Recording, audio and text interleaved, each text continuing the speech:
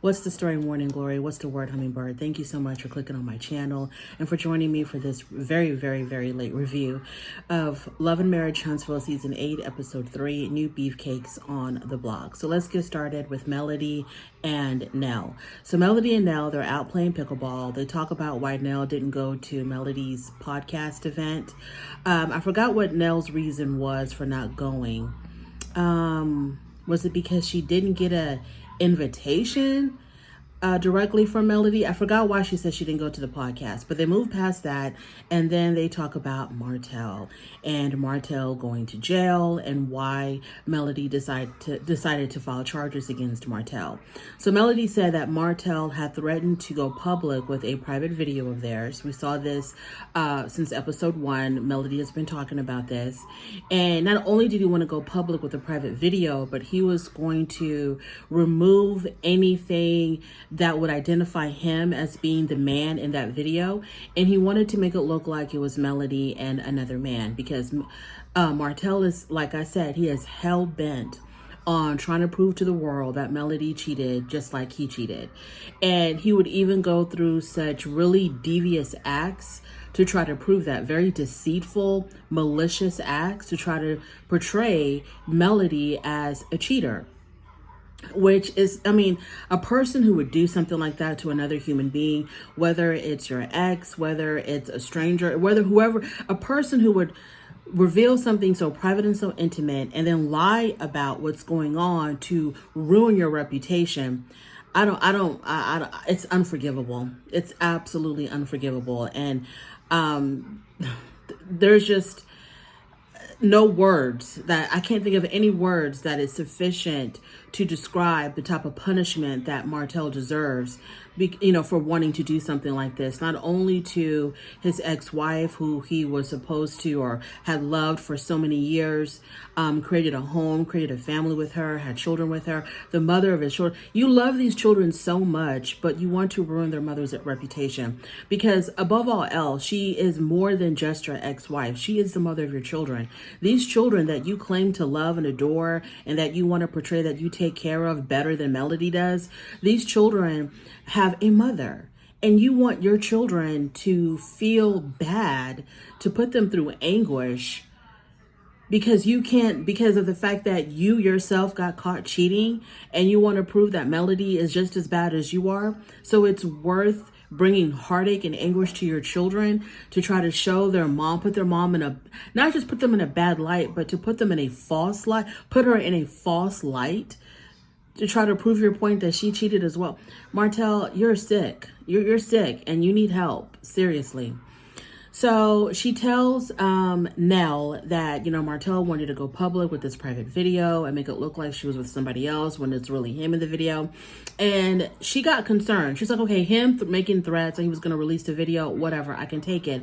But it went a little bit too far when he had showed this video to the mother of his youngest child, and the mother of his youngest child showed it to her sister.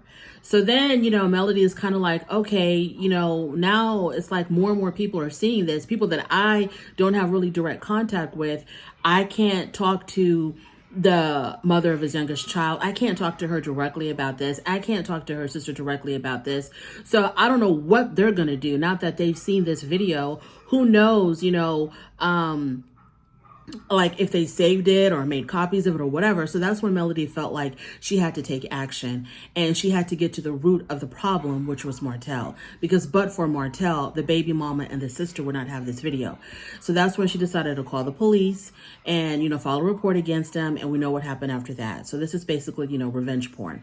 So then Nell talks about the falling out that she's had with her own stepdaughter, Lexi. She talks about how Lexi's been on the internet talking real reckless about her, about Chris. Lexi is out there talking about how Nell was Chris's side piece when they got together, that Chris was married to another woman and he was cheating on his wife with Nell.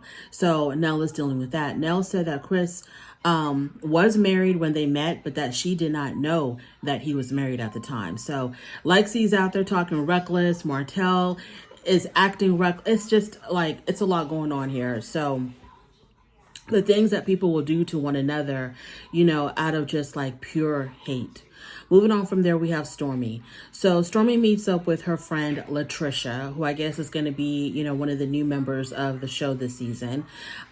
Stormy meets up with her friend Latricia, and at first they talk about her surrogacy journey, and Stormy talks about how she is going to be moving forward with that.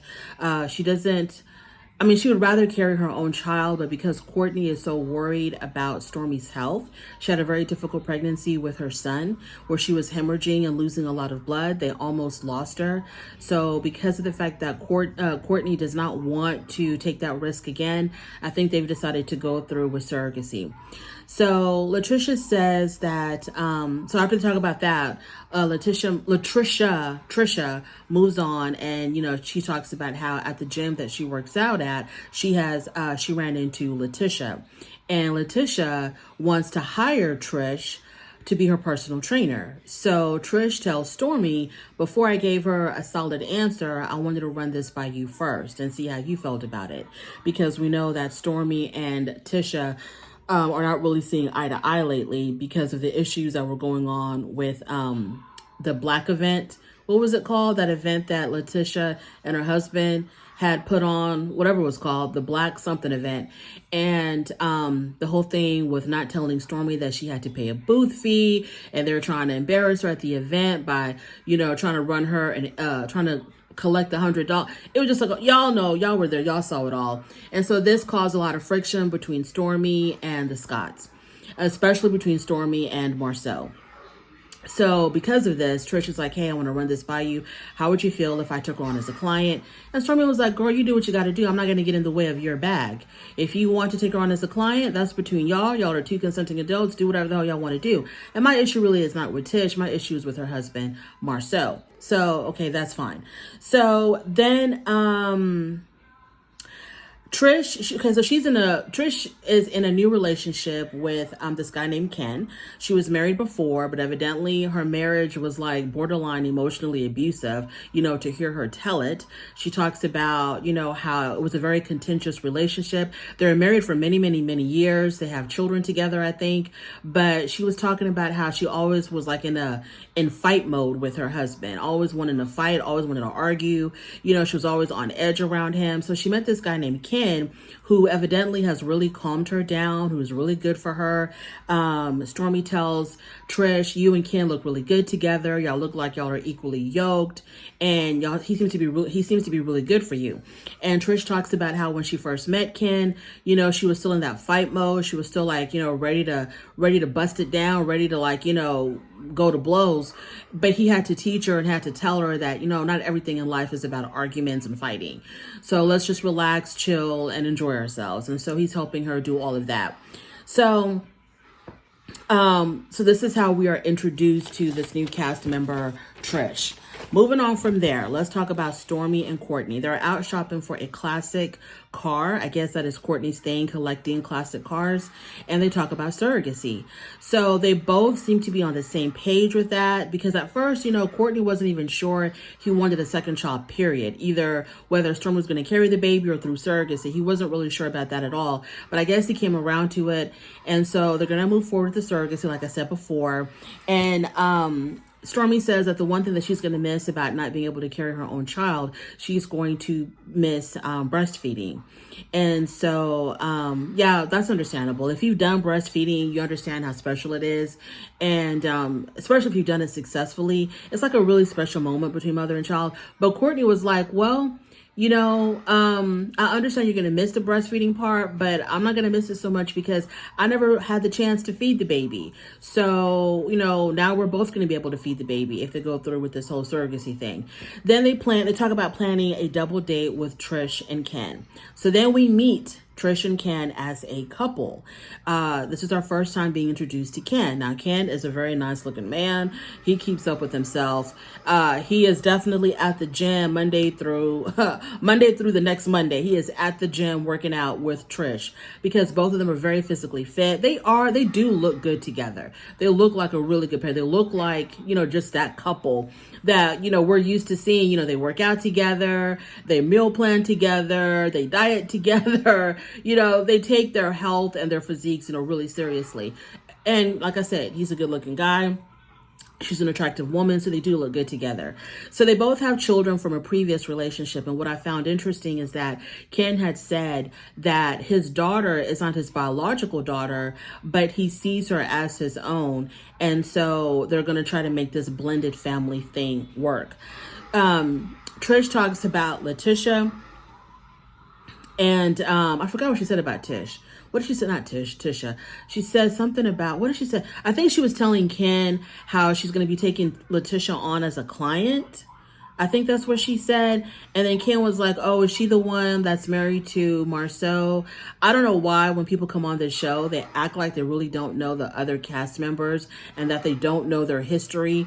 I just don't believe that someone's going to sign up for a show and not know who the people are, not know who the players are, and not know the history of everybody. Because he was like, oh, Tish, she's married to, and then Trish was like, Marceau. Ken, I'm hoping you did your homework before you signed up for the show. So then they talk about them getting married. They're looking forward to getting married. And he compares her to his mom, and she compares him to her dad. Moving on from there, we have Melody. So Melody meets up with Kimmy and Tisha. We find out some, kind of heartbreaking news that Kimmy's mom was diagnosed with breast cancer, but she is in remission now. And so during their break from the show, Kimmy was busy, being there by her mother's side and taking care of her mom. But, thank God her mom is now in remission. And she's doing a whole lot better now. Tisha is still waiting for her damn office to get built. Marceau can put up an entire city block quicker than he can put up her one office. I don't know what's going on there. And, of course, she has to mention how they all went to Africa together as a family, trying to prove that everything is, just going so wonderfully with her family and her marriage because they all went to Africa together. Girl, you and Marceau and y'all's kids can go to Africa, like I said, 65 times. It does not negate the fact that the first time he went to the motherland, he went by his damn self. He didn't bother taking you or those kids with him to Africa that first time. But she will continue to try to bring this up over and over again. Oh, we took a family trip to Africa. Girl, that's wonderful. I'm happy for you. Congratulations. But that first trip, he was solo dolo. Moving on from there, they talk about... Mel says when Tish was talking about her, she's still waiting for her office to be built. Melody tells her, you may not even need an office because didn't you say that you wanted to be a stay-at-home mom? Tish probably forgot that she said that because Tisha doesn't know I've always said this. Tisha does not know who the hell she is. She doesn't know she wants to be a stay-at-home mom to make her husband happy. She doesn't know if she wants to be a career woman, a boss lady like her friends to try to keep up with them and compare to them. She does not know who the hell she is because she is having and has been in an identity crisis for a very long time. One season, she's, it's all about the family. It's all about my kids. I gotta be there for my kids. The next one, it is, I want to go back to school. I want to get my degrees. I want to be a boss lady. I want to have my own business. And I want to Tisha, newsflash, sweetheart, honey, you can do it all. Okay, you can do it all, especially if you have the help of a very good husband, which, the jury is still out on that. If you have the help of a very good husband, you can do it all. You can be the mom. You can be, the classroom, whatever, the classroom mom, the PTA lady, be there for all the whatever, the soccer practices, the games, the events, the this, the that. And you can have your own business and be a career woman. You can do all, you don't have to choose one or the other. I don't know why you feel like you have to choose. So then they talk about Martell. So I feel like when the subject of Martell started, when I looked at Kimmy and Tisha, it looked as if I kind of felt like they were having conversations about Martell and Melody when the news broke that Martell was arrested. And I think that when they first heard about it or read about it, I think that Kimmy and Letitia were thinking that Melody was stupid for filing charges just for some text messages that, occurred months and months ago. So I think they came into this ready to question her and to criticize her. Like, girl, why would you file charges against them just for some damn text messages? I think that's the mindset that they had when they came into this meeting. But thank God Melody explained it perfectly, that this was like on the verge of revenge porn. He was sharing, or he was sending these private videos to other people, i.e. his baby mama and her sister, and Lord knows who else. He was threatening to release these videos to the public to tarnish my reputation by making it seem as if the man in the video was not him, but it was somebody else, because he wants to make it look like I was cheating on him. So this was about to be revenge porn. I was about to be the victim of revenge porn, but I nipped it in the bud, and I went to law enforcement. I went to the police, and I nipped it in the bud, and I took care of it. So when she explained it, they're like, "Oh, okay, now we see. Okay, moving on." So where am I now? Okay, so Melody asked them why they didn't check on her when all this stuff was coming out. And Kimmy was like, I did. I tried to call. You didn't answer. I texted you or whatever. So Kimmy did reach out to Melody. Letitia did not. And she ain't got no damn excuses. Melody then asked why they didn't come to the podcast. Letitia says, listen, no personal invitation, no me. So if she doesn't get an invitation directly from Melody, Melody like texting her or begging her, crawling to her doorstep, "Oh, Letitia, can you please come to my podcast event?" She's not going to come, because Letitia says that she learned her lesson with Melody when a couple of seasons ago, she was at a Melody event, uninvited, and Melody had her kicked out. Melody kicked her out, had security escort her out. So Letitia's like, I ain't going through that again. I learned my lesson. So if I don't get a personal invitation directly from you, I'm not showing up to any Melody Rogers, Melody Holt event. I'm not going to do it. I'm not going to get embarrassed twice by you. So Melody was like, well, it's, it was open to the public, so an invitation really wasn't needed. But Tisha was like, nope, I need a personal, written, notarized invitation from you. Melody said, okay, so Tish tells us that, okay, blah, blah, blah. Kimmy said that she didn't go because Mel supporters are mean. And Melody was like, okay, the Melanators were definitely there, but they were not, they weren't mad. You wouldn't have to worry about them attacking you, because they were mostly focused on Moses and, what's that girl's name? I already forgot her name. The lady that, took Moses away from from Destiny. What's her name? Sunny. So Melody was like, yeah, they were really more focused on Moses and Sunny. They really weren't checking for y'all at all. So y'all would have been fine. So, they talk about the whole broken girl codes thing, how Sunny broke the girl code by taking Destiny's boyfriend. And Melody was like, well, Destiny's got some nerve talking about breaking girl codes. And she's implying that maybe Destiny was getting a little bit too close for comfort with Martell. Now, I always felt like Destiny's relationship with Martell was like teetering on inappropriate. I don't think that they ever did anything together, but like when Martell and Melody were going through it real deep, and Destiny was still kind of like, still friends with Melody, I kind of felt like, well, this was after they had their falling out. I think this was after they had their falling out. I don't know, people could do whatever they want. Everybody's adults. Everybody is an adult. But I just felt like, with Destiny going over to Martell's house and, kikiing with Martell in his kitchen and stuff. And this is the ex of your former friend. And not only is he just an ex of your former friend, but he's practically her enemy, because, he's a low down dirty dog when it comes to Melody. So just her trying to befriend Martell, knowing, how much of a skank he is and all the things that he's done to Melody, I just felt that was kind of wrong. Like, I don't know why Destiny went out of her way to try to befriend a person like Martell. I thought it was kind of sleazy, but that's neither here nor there. But that's my review. Thank you so much for joining me. I really do appreciate it. On your way out, please don't forget to rate the video. If you like this content, please subscribe to my channel, and I'll definitely talk to you later. Bye.